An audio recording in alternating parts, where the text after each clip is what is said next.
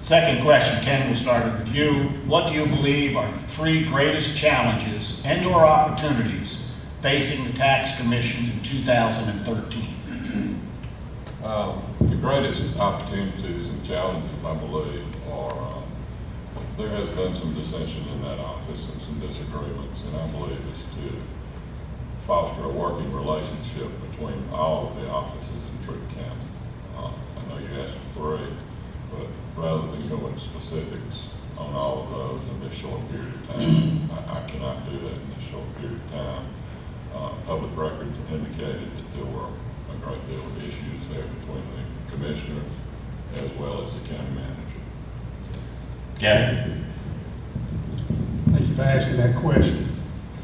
The primary duties of any constitutional officer is to fulfill the job, duties, and responsibilities of that constitutional office. In doing so, that means you're to service the public and you'll provide the administrative and other operational duties of that office. We are not elected by the people to be a rubber stamp for any governing authority or for any other department. And so while we want to be a team player, and we are a team player, we must stand to represent the people who elected us to be caretakers of those constitutional offices, and that's exactly what we do. And sometimes there are disagreements, but disagreements should not cause for anyone to not be willing to continue to work with each other. We're supposed to be all adults, and we're supposed to go the next day, get together, and work to do what's best for the citizens of Troup County and for county itself. Thank you. Thank you. Fifth and sixth questions, Gary, we start with you. The issue of property tax relief for seniors aged 62 and plus is a growing topic of debate. What exemptions are currently available for seniors? And the second part of that question, do you support additional discounts for seniors? The exemptions that are available now to our senior citizens start at age 62, unless you're totally disabled, militarily disability, or you're drawing disability through Social Security. But for sake of your question there, the two basic exemptions, if you're 62 years old and your household net income is $10,000 or less, you can get additional exemption. Okay, and then the other is a 65 exemption. If you're 65 years of age and your total household income is less than $22,000, you can get an additional $10,000 exemption. Now, the 65 exemption includes Social Security and retirement. 62 excludes Social Security and retirement, if I said that. So let me recorrect myself. If you're 62 years old, if your net income is $10,000 or less, excluding Social Security and retirement, you can get additional exemption. That means you've got to get some rental property or you've got extra income coming in. But again, on the 65, the exemption is still $10,000 off the school, $10,000 off the county, and it is gross income including Social Security and retirement. Now, second part of the question, am I in favor of additional exemptions for the senior citizens? Are you speaking for school purpose or for county or for both? We're talking primarily that the seniors would pay less taxes. Well, as tax commissioner, the number one complaint we hear, about 63.5% of the tax bill is school tax.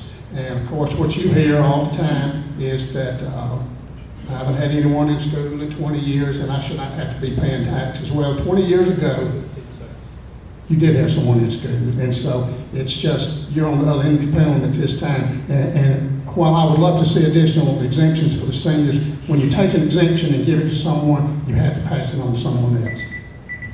Ken? Give me the first part of the question again. The issue of property tax relief for seniors 62 years and older is a growing topic of debate. What exemptions are currently available for seniors? Well, obviously, I'm not in that office on a daily basis. If you ask me a question about appraisal or accounting on a daily basis, I could answer you that. That is one of the nuances that you learn when you get in the office. So I would not speak to what those exact exemptions are, and I'll believe Gary whenever he says that's what he deals with on a daily basis. As far as exemptions, with additional exemptions of tax cuts for seniors, I believe was the second part of the question. I would fully be in favor of that. However, the county commissioners would have to figure out a way to pay for that with less tax revenue or increasing the property taxes on all the other taxpayers in this county. So I do not, that would be a question for the commissioners, and I don't believe that would be one for the tax commissioner. We are simply an administrative job in collecting taxes for the Troup County taxpayers. Final question, Ken, we start with you. Staffing levels within the tax commissioner's office have been debated in recent years, especially in light of budget tightening. Do you believe the department is staffed appropriately? I have not been in that department on a daily basis. I know Gary says that that department is staffed less than other departments in the state of the same size. I can only take his word for that. Those records are not readily available.